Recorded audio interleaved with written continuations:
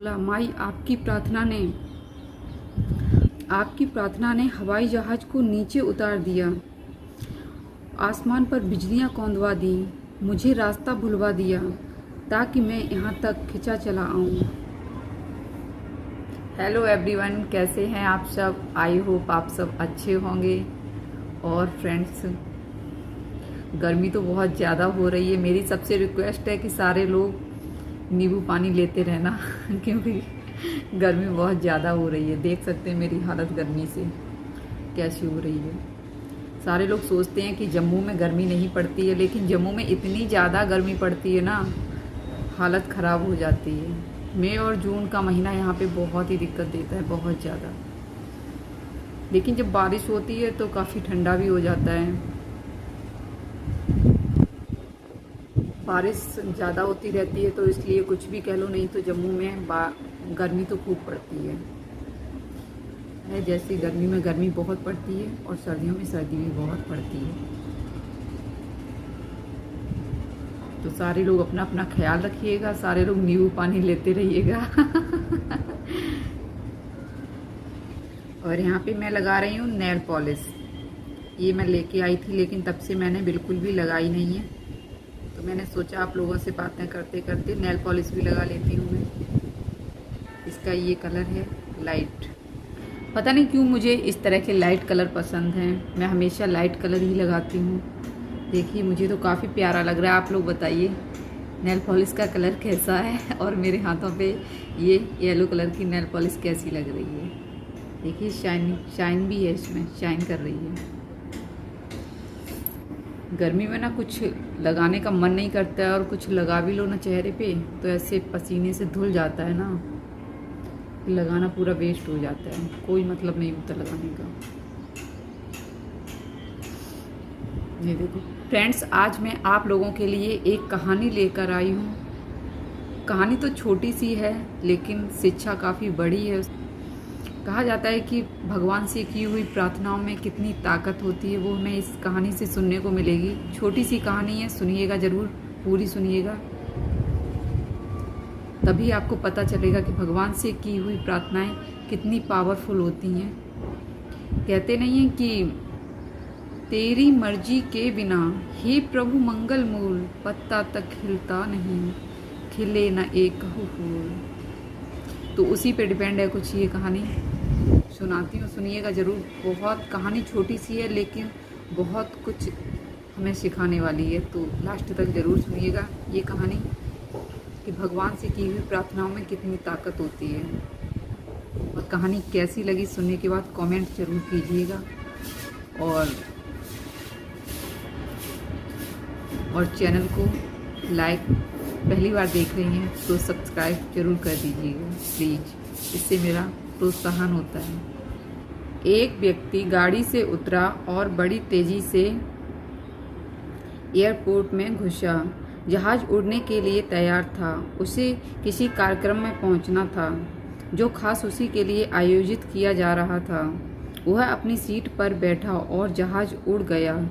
अभी कुछ दूर ही जहाज़ उड़ा था कि कैप्टन ने घोषणा की, तूफानी बारिश और बिजली की वजह से जहाज़ का रेडियो सिस्टम ठीक से काम नहीं कर रहा है, इसलिए हम पास के एयरपोर्ट पर उतरने के लिए विवश हैं। जहाज़ उतरा, वह बाहर निकला और कैप्टन से शिकायत करने लगा। वह व्यक्ति जिसे फंक्शन में पहुंचना था, अपने प्रोग्राम में पहुंचना था, वो व्यक्ति कैप्टन से शिकायत करने लगा और कहने लगा उसका एक एक मिनट कीमती है और होने वाले कार्यक्रम में उसका पहुंचना बहुत ज़रूरी है। पास खड़े दूसरे यात्री ने उसे पहचान लिया और बोला, डॉक्टर पटनायक, आप जहां पहुंचना चाहते हैं टैक्सी द्वारा यहां से केवल 3 घंटे में पहुंच सकते हैं। उसने धन्यवाद किया और टैक्सी लेकर निकल पड़ा।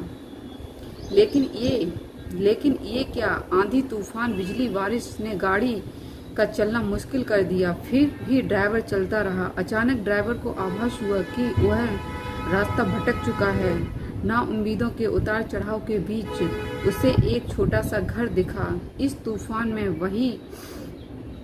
तूफान में वही गनीमत समझकर गाड़ी से नीचे उतरा और दरवाज़ा खटखटाया। आवाज़ आई, आवाज़ आई, जो कोई भी है अंदर आ जाए, दरवाज़ा खुला है। अंदर एक बुढ़िया आसन बिछाकर भगवत गीता पढ़ रही थी। उसने कहा, माँ जी, अगर आज्ञा हो तो आपका फ़ोन उपयोग कर सकता हूँ। बुढ़िया मुस्कुराई और बोली, बेटा कौन सा फ़ोन, यहाँ ना बिजली है ना फ़ोन। लेकिन तुम बैठो, सामने चरणामृत है, पी लो, थकान दूर हो जाएगी और खाने के लिए कुछ न कुछ फल मिल जाएगा, खा लो ताकि आगे यात्रा के लिए कुछ शक्ति आ जाए। डॉक्टर ने धन्यवाद किया और चरणामृत पीने लगा। बुढ़िया अपने पाठ में खोई थी कि उसके पास जो वो व्यक्ति था, उसकी नज़र बुढ़िया के पास एक बच्चे पर पड़ी जो कंबल में लपेटा हुआ पड़ा था, जिसे बुढ़िया थोड़ी थोड़ी देर में हिला देती थी। बुढ़िया की पूजा हुई तो उसने कहा, माँ जी, आपके स्वभाव और व्यवहार ने मुझ पर जादू कर दिया है। आप मेरे लिए भी प्रार्थना कर दीजिए, यह मौसम साफ हो जाए। उम्मीद है आपकी प्रार्थनाएं अवश्य स्वीकार होती होंगी। बुढ़िया बोली, नहीं बेटा, ऐसी कोई बात नहीं। तुम मेरे अतिथि हो और अतिथि की सेवा ईश्वर का आदेश है। मैंने तुम्हारे लिए भी प्रार्थना की है। परमात्मा की कृपा है, उसने मेरी हर प्रार्थना सुनी है। बस एक प्रार्थना और मैं उससे मांग रही हूँ। शायद जब वह चाहेगा उसे भी स्वीकार कर लेगा। कौन सी प्रार्थना? डॉक्टर बोला। कौन सी प्रार्थना? बुढ़िया बोली, ये जो 2 साल का बच्चा तुम्हारे सामने अधमरा पड़ा है, मेरा पोता है। ना इसकी माँ जिंदा है और ना ही बाप। इस बुढ़ापे में इसकी जिम्मेदारी का बोझ मुझ पर है। डॉक्टर कहते हैं इसे कोई खतरनाक रोग है जिसका वो उपचार नहीं कर सकते। कहते हैं कि एक ही नाम भर डॉक्टर है। क्या नाम बताया था उसका? अपने आप से बुढ़िया कहती है, क्या नाम बताया था उसका? हाँ, डॉक्टर पटनायक। वह इसका ऑपरेशन कर सकता है। लेकिन मैं बुढ़िया कहाँ उस डॉक्टर तक पहुँच सकती हूँ?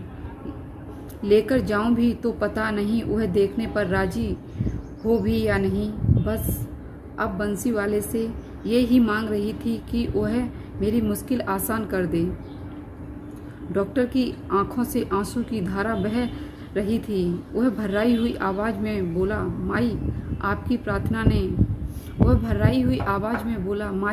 प्रार्थना ने हवाई जहाज को नीचे उतार दिया। आपकी प्रार्थना ने हवाई जहाज को नीचे उतार दिया, आसमान पर बिजलियां कौंधवा दी, मुझे रास्ता भुलवा दिया ताकि मैं यहाँ तक खिंचा चला आऊँ। हे भगवान, मुझे विश्वास नहीं हो रहा कि एक प्रार्थना स्वीकार करके अपने भक्तों के लिए तुम इस तरह भी सहायता कर सकते हो। क्योंकि उस बुढ़िया जो वो बुढ़िया थी, उसे डॉक्टर पटनायक की ज़रूरत थी और डॉक्टर पटनायक को किसी प्रोग्राम में पहुंचना था, अपने खास प्रोग्राम में पहुंचना था। लेकिन हवाई जहाज़ तूफ़ानी हवाओं की वजह से आगे नहीं बढ़ सका, उसे नीचे उतारा गया। जब उसने टैक्सी पकड़ी तो तेज़ बारिश और तूफ़ान आ गया, जिससे टैक्सी भी आगे नहीं चल पाई। और जो टैक्सी ड्राइवर था उसे छोटा सा घर दिखाई दिया, उसमें वो शरण लेने के लिए गया।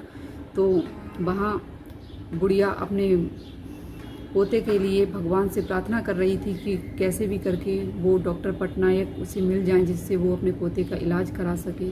तो उसकी प्रार्थनाओं में इतनी ताकत निकली कि डॉक्टर पटनायक के पास वो खुद नहीं पहुंच सकती थी, तो भगवान ने डॉक्टर पटनायक को ही उसके पास पहुंचा दिया। तो ये है भगवान की प्रार्थनाओं की ताकत। धन्यवाद।